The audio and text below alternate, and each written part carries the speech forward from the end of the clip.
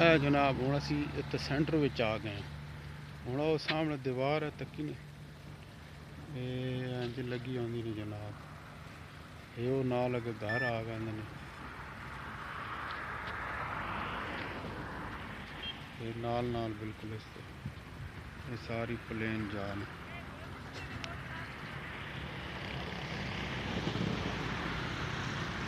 ये बंदे कंडे शंडे बनने आ गए, मैं कि सारे बन गए।